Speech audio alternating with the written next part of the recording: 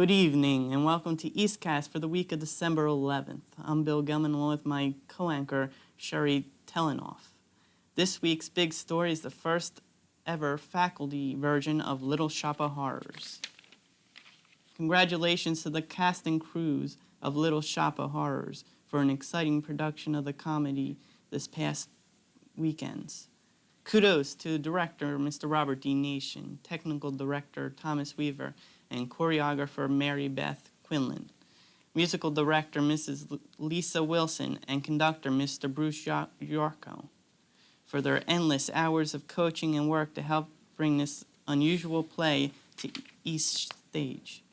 And if you thought Little Shop was a scream, wait until see the faculty version this Saturday night.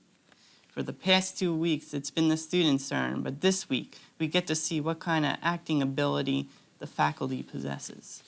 This first ever faculty show will take place on Saturday, December 16th at 8 p.m. This is a fundraiser for the Students Cast Touring Show and for a designated charity.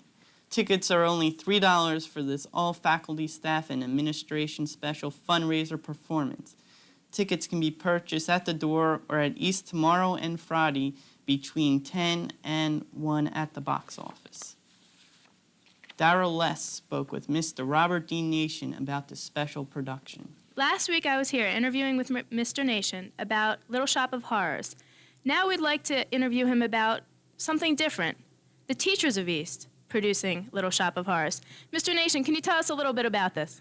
Well, the enthusiasm for Little Shop of Horrors has been overwhelming among the student body, the faculty, everyone, administration. Everyone seems to be real thrilled about it. It's a very unique show, and we're having a lot of fun with it. And as a result, we've thought something that would be really special would be to pull everyone together and perhaps do a faculty version of the show, which we are attempting to do. And it's quite unique, I must admit. We've never done a faculty show here at East ever, though I know at West they've often had an opportunity to do that. And so we're looking really forward to having our first opportunity to do a faculty show here. And I'm not going to give away any secrets, but I can tell you that you will not be disappointed. There's nothing like seeing the faculty getting together, really being themselves. It's really a great time for everyone. Could you give us a clue as to which teachers we may be seeing in this performance? You'll see about 30 of our faculty in the performance. I think it is well worth the opportunity of coming. There's only one performance. That's December 16th at 8 o'clock. And, but no hints. Just be there. You don't want to miss this special event. Will this be something you'll be looking to do in the future? Staff productions? I hope so. I think it depends entirely on how well it is received and how much the support it gets from the student body at large. I think the faculty is really having a great time with it, and if that's any indication, it'll be back again next year with some other kind of show, sure. Reminder to everybody, come watch the students perform and come watch the teachers perform. Thank you, Mr. Nation. Thank you. This has been Darrell S. for EastCast. Since Mr. Nation did this interview, our highly placed sources uncovered the cast list. So join us this Saturday night to see Mr. Haynes as the cute but klutzy Seymour. See Miss Beck as Audrey, who is devoured by the man-eating plant. See Mr. Schnell sing and dance as Mr. Mushnick, and see Mr. Terranova as the pain-loving dentist. Join them and a huge cast of faculty and staff this Saturday night at 8 o'clock. On Sunday, Mr. Nation announced that the spring musical will be the classical Oklahoma. This play has wonderful music numbers such as the title song, Surrey with the Fringe on Top, and People Say We're in Love. The show also includes Agnes Day Mills' innovative dream sequence, ballet. East produced Oklahoma in the early 70s. It's time to bring this personal favorite back to the stage. Audition information will be posted soon. Every year, East students catch the holiday spirit by working for special causes. Liz Hutter spoke with FOP Chairman Randy Strasberg about this holiday event. Randy, what is the purpose of the FOP party? The purpose of the FOP Rotary Christmas Party is to bring holiday cheer and spirit to the mentally retarded and physically handicapped children around the New Jersey area. And we do this at the Hyatt House around a week before Christmas every year. And we serve them lunch, and we have a band there that plays music, and we get up and we sing and dance with them. And then each person gets to sit on Santa Claus's lap before they leave, and everybody gets to bring home a present with them. Okay, thank you. Okay, Rachel, what preparations are necessary for the FOP party? Well, we have to make all the decorations to make the party look as great as possible. We have 3 rooms. One is the Santa room, and I'm the chairman of that, and we're having the theme of the North Pole, and we're going to have like Santa's workshop and snow around. And there's also the ballroom where the party actually takes place. And in there we have the Disney theme with all the Disney characters around, and also table decorations takes care of putting the centerpieces and everything on the tables for the party. Okay, thank you. Randy, why did you want to become involved with the FOP party? Well, I've been working on it for the past 3 years, and I figured that this was my last year, and I wanted to put as much effort into it as I could, and I just decided that being chairperson would be the best way to do this. Hey, thank you, Rachel and Randy. And this has been Liz Hutter for EastCast. If you weren't involved with the Christmas party this year, there's always next year. Food, glorious food. It's that time of year once again, the holiday season. Student Congress is sponsoring its 4th annual holiday food drive for the needy. Once again, here is Dara Less interviewing the food drive chairperson, Jordan Clear, to tell you more about this special program. Where will the food collected be sent this year? The food will be sent to the South Jersey Food Fund, and it's going to go to needy families all over South Jersey. And is this the same organization you usually send the food to each year? No, last year we sent to needy families mainly in Cherry Hill and parts of Philadelphia, but this year I thought we could get to more people by sending it all over South Jersey. What sort of food would be appropriate to donate, Jordan? The most appropriate food is non-perishable goods, preferably canned goods that won't spoil. And could you tell all our viewers the dates and the collection sites? Yes, the food will be collected at a bin in front of communications starting December 13th through the 21st, and we'll be collecting at Pathmark on Thursday the 21st. And is there anything else you would like to say to students who are interested in this project? What I'd like to tell them is that every little piece of food that you can give would be great, because that would be one less person that will go hungry this year. And if someone wants to help with the food drive, how would they do this? They can see me in homeroom 205 any day this week or next weekend. I'm sure they'll be able to help. All right, thank you very much, Jordan, for taking time out of your schedule to talk with us here today. Thank you. This has been Dara Less for EastCast. East doesn't just excel in the arts, it also excels in sports. Congratulations to Liz Griesbeck, Shanna Green, and Vanessa Rubio, who were named to the first All-South Jersey soccer team. Hillary Weintraub was named to the second All-South Jersey soccer team. In winter sports, which are just getting underway, the girls' swimming team had a convincing victory against Cherokee on Wednesday to open their season. The final score was 112-54. The team was led by triple first-place winners Deidre Lynch and Megan Killoy. The East boys swim team defeated Camden Catholic 94-75. Last week, East placed first in all but 2 events, the 100 free, where a new quick start method was tried, and the 400 free relay. Placing first were Jim Taylor, medley relay and 100 back, Eric Holmes, medley relay 200 IM and 100 breast, Joe Capriti, medley relay, John R. Caroli, diving, Brad Clemmings, medley relay 500 free and 100 free, and Aaron Cook 500 free and 200 free. On Saturday, they defeated Gloucester Catholic 113-45. Boys swimming off to another great start. Last week in bowling, Sharon Hicks had the first 200 game of the year. Brian Finelli bowled the high game of the day with a 245, and Paul Ferrico bowled a high series 679, which included games of 238 and 205 and 236. That's it for this December 13th edition of EastCast. Special thanks go out to our amazing cameraman and editor, Mr. Gordon Hanson, our advisor, Miss Beck, the soon-to-be Audrey in the faculty version of Little Shop of Horrors, and to our student cameraman, Tracy Soblakin, valued branch of the man-eating Little Shop plant. Thanks for joining Bill Gelman and me, Sherry Talanoff. Stay tuned for the East Winter Band Concert following the junior high school news. Tonight we leave you with Ophelia rehearsing for the Little Shop of Horrors. Good night, Ophelia.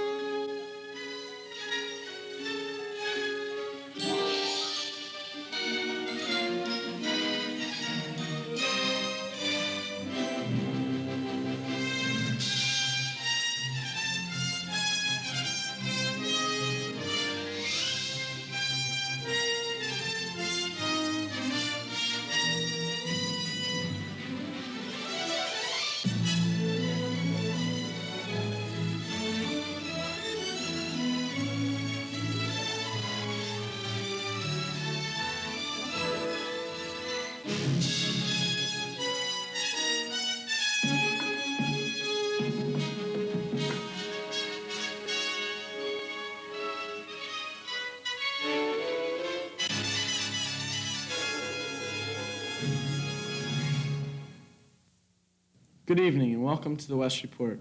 I'm Steve Hobbs. And I'm Melissa Connell. Last Thursday commemorated the surprise attack on Pearl Harbor by the Japanese on December 7, 1941. The event forced the United States into World War II. About 360 Japanese planes attacked the American Pacific Fleet on the naval base. When the assault ended nearly 2 hours later, the American Navy had lost 18 ships. The following day, President Roosevelt asked Congress for a declaration of war against Japan. He called December 7th a day which will live in infamy. Last Thursday, Lieutenant Gaynor and Sergeant Cologne, head of the ROTC program here at West, along with their students and 8 other schools, remembered that day by making a patriotic wreath and holding a special ceremony to remember the lives that were lost. Sergeant Cologne said, "History is remembering," and the students at West remembered by observing a moment in silence. Mrs. Jepson, a history teacher here at West, feels the teaching of Pearl Harbor is extremely important. She said it was a major attack, men were killed, and a new economic world was forming, and feels this should be taught.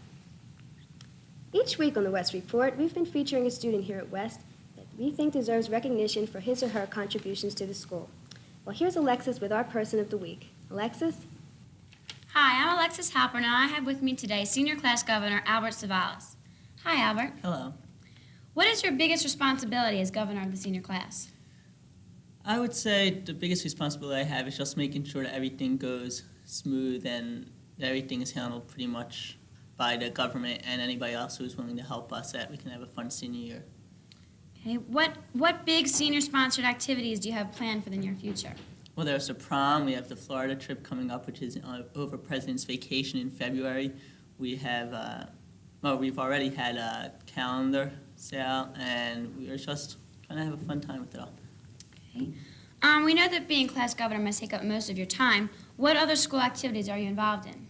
I try to help with the plays, with every play that there is, and also I'm involved with the clubs. I'm president of the International Culture Club, and I just try to help where I can see that help could be used. Okay. What are some of your interests outside of school? Outside of school, I like music a lot, and just trying to help people, whatever there is to do, really. Mm-hmm. As of now, what are your plans for after high school? Any career goals or anything? I don't have any career goals. I'm leaning towards political science majoring in college, but I'm still unsure about career goals or where to go. Do you know where you might want to go No. to college? Well, I have ideas, but no definite plans yet. Mm-hmm. What does the rest of the school year hold that's especially exciting for you?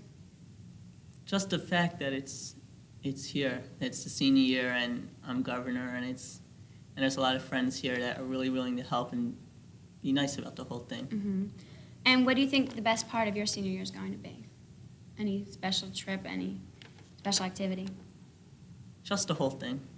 No That's real good. specific one. Finally, what advice can you give to any underclassmen concerning the rest of their years here at West? I'd say work hard, really hard, and just smile the whole way through. Okay, thank you very much, Albert, for talking to us today. You're welcome. This is Alexis Halpern for the West Report. Continuing our winter sports preview, tonight we will look at Charter West boys varsity basketball.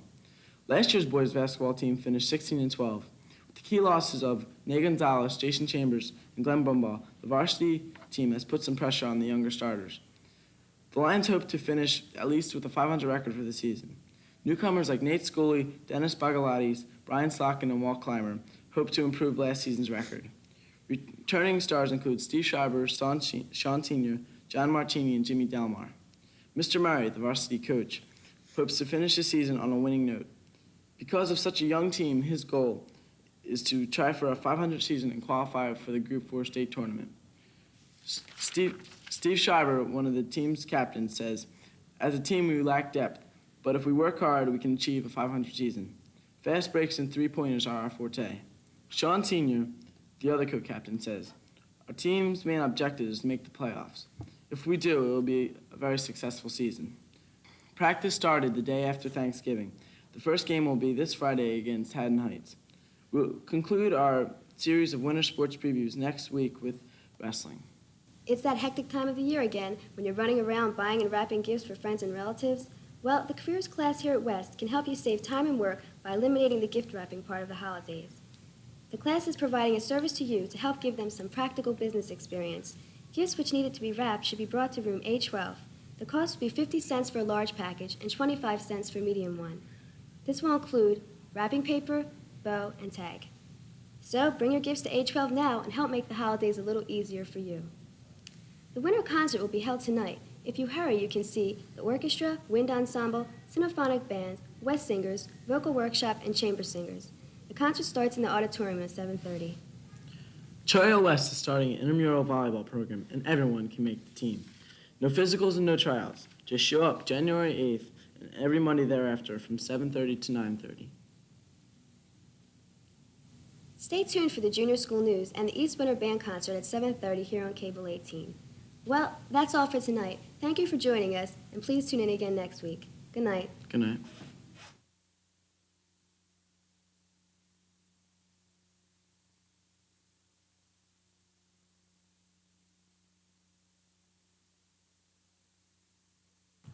Good evening. I'm Jennifer Arrington, and this is Carusi News. This week, once again, we will not be reporting on sports, although our winter intramural games are getting underway. Also about to get underway is this year's Holiday Social, which is this Friday, December 15th, from 7:30 to 10 p.m. The price of admission is $2, and don't forget your ID card. Moving from the social to the academic scene, to commemorate the bicentennial of the U.S. Congress, Carusi students are actively participating in the study of the U.S. Constitution by joining in a simulated session of the U.S. House of Representatives. Instruction was provided in individual social studies classes during the week of December 4th. The study included information on the branches of government as well as the specific workings of the House. Additionally, students will be introduced to the two bills which are discussed at the House session. Bill number 1 is a bill to increase the number of school days in the school year from 180 to 220 days. Bill number 2 bans beer commercials from television. All during the week, the simulated session will be led by students role-playing House leaders. All members of the student body, meaning those in the audience, will assume the names and roles of the 435 members of the House. To get a better idea of the congressional simulation, let's talk to the man behind the scenes, Mr. Murphy. Hello, Jennifer. Well, I understand this isn't the first time you've done something like this. Jennifer, ever since Constitution Day, September 17th of 1987, we have attempted to actively engage all of our students here at Carusi in a study of the Constitution. And in that first year, we simulated the convention itself. Last year, we involved students in an election unit, which featured a simulation as well. And this year, we're marking the bicentennial of the U.S. Congress. Well, do you plan to go beyond this 3-year period? My hope is that Carusi will be recognized by the National Commission on the Bicentennial as a bicentennial school, and we'll continue this particular activity next year, where we look at the 200th anniversary of the ratification of the Bill of Rights. So, yes, my intention is to continue next year. Well, what does one have to do to prepare for something like this? Students in social studies class were given the name of a particular representative. In addition to that, they were given the two bills that we'll discuss here today, and their task was to write a position paper as to where they stood on this particular bill. So therefore, today's session will feature their presentation of their ideas in a simulated session of the U.S. House of Representatives. Well, apparently this has been a huge success. Well, what are your feelings? I'm very, very pleased. I guess I base this particular simulation on some research which says that one remembers 20% of what you hear, 50% of what you hear and see, and 70% of what you hear, see, and do. So with that philosophy of doing something to remember it better, that's the reason that these simulations have been so successful. Well, thank you for taking time out of your busy schedule, and good luck with this congressional simulation. Thank you very much. Now let me show you a tape of the actual simulation in progress.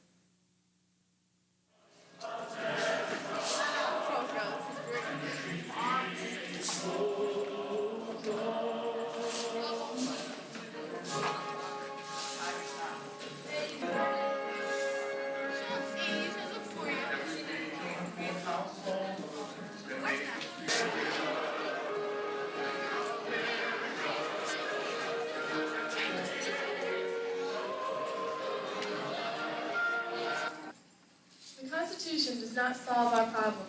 It provides for representatives of the people to help solve problems. That was the intent 200 years ago. The first Congress met on March 4th, 1789, in New York City's New Federal Hall. 13 representatives were present for that first meeting, but that number was insufficient to conclude business. As one congressman stated, "This is a very mortifying situation. We lose credit, spirit, everything. The public will forget the government before it is born." Instruction. Section 2. A school day is defined as that equal to 6 hours. Section 3. School districts will be free to add 40 days as they consider appropriate. That is, Saturdays, July, and/or August. I would like to extend the quote a step further by proposing an increase of 40 days to the present 180-day school year. Although these words were spoken more than 2,000 years ago, perhaps they are more significant today than they were then. The decline of education in America is so widespread that a recent survey of American 18-year-olds shows that many of them lack expected basic skills, such as finding Mexico on a world map. If this fact wasn't enough, on a recent test taken on the international level, America ranked 17th, tied with the third world nation. I wish to recap what Representative Gephardt stated. America is truly in need of extending the school year by 40 days. Before we sign off, I'd like to congratulate the 4 Carusi students who were chosen for the All-South Jersey Junior High Orchestra. They are Kenesha Sherman, Jody Schneider, Becky Elfler, and Sarah Rosen. Nice going, girls. Word just in. Correction, the price of admission for the dance is not $2, but $3. Well, that's it for this week's edition of Carusi News. Good night, and see you next time.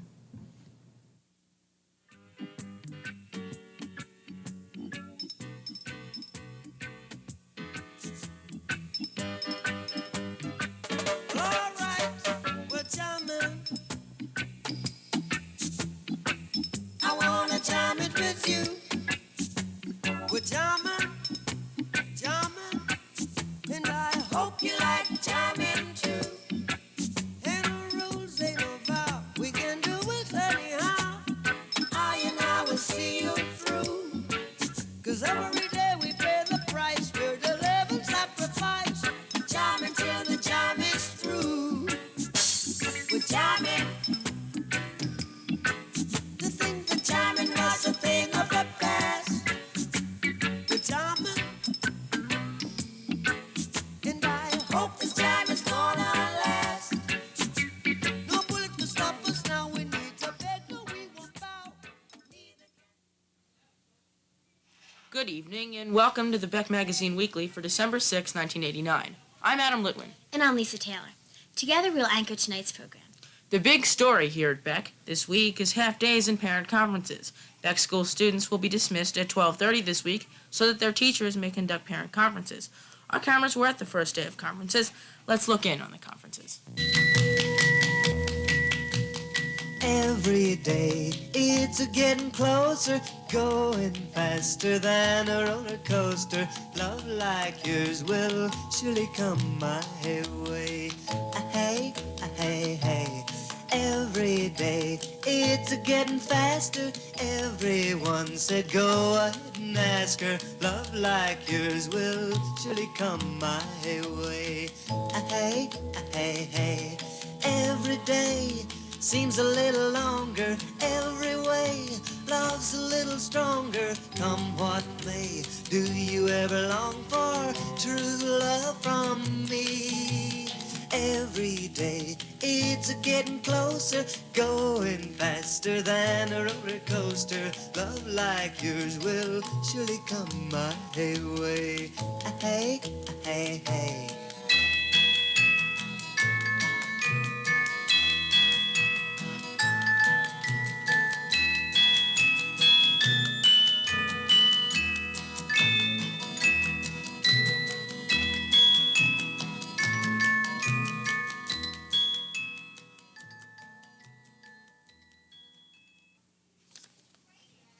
The Beck Holiday Dance is scheduled for December 15th. We plan to have a new DJ, and we're hoping to also have a live band. The dance will begin at 7:30 and last until 9:30. Refreshments will be on sale, so please make arrangements and be sure to attend. Dr. Rossica in his 8th grade industrial technology class is hard at work making authentic reproductions of colonial tin lanterns. With more, we go to industrial tech teacher Dr. Rossica.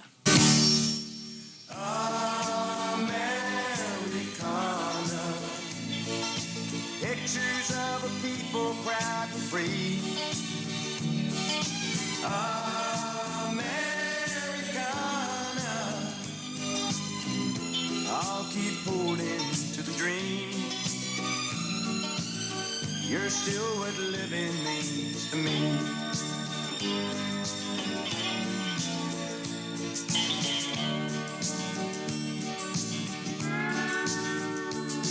I knew you'd stop would throw me off my schedule, but I parked around behind the five and dime. There's something about a small town in the summer, like a Norman Rockwell picture back in time. It's recording at the Rexall soda fountain, like we did before they built the shop. You've seen a whole bunch of processes which show the way in which a Revere lantern is made. The lantern itself is about a dozen different processes. We haven't shown all the processes, but this is an actual reproduction of a historical lantern made back in 1700s and reputedly made by the Revere Corporation, the Revere Company, which made all kinds of tinware. The processes that the students are using are very close to what the early colonists used. This is a historical reproduction. Students, however, are using their own designs. And so to that extent, it's their own design, it's their original effort to make a lantern all their own. While this doesn't reflect modern technology, it reflects early technology. The technology of that time gives some insights into what we do today. And some of these old technologies are actually being used today to make representations, to make these reproductions such as this. We hope we give the students a little bit of interest and a little bit of information about the past as well as the future. Thank you, Dr. Ossica. Randy Saperstone is now ready with his report. Today's topic, late night comedy. Live from New York, it's Saturday night. Are you into comedy? Well, I can tell you I am. And one of my favorite comical shows is Saturday Night Live. This show consists of 9 or 10 very funny people. Just to name a few, there's Dana Carvey, Phil Hartman, Nora Dunn, Jan Hooks, and Victoria Jackson. Dana Carvey is a person of many voices. To name a few, there's Jimmy Stewart and George Bush. Victoria Jackson can also do very good Roseanne Barr. But I know what a lot of people say, that it was a great show in the late 70s, and then it just lost it. Well, I can tell you that that's not true. Saturday Night Live is as funny today, if not funnier. Just give it a chance and try to find something productive to do until next Saturday night. This has been Randy Saperstone with the Wonder Years. Back to Adam and Lisa in the Beck studio. This concludes the Beck Magazine for Wednesday, December 6th.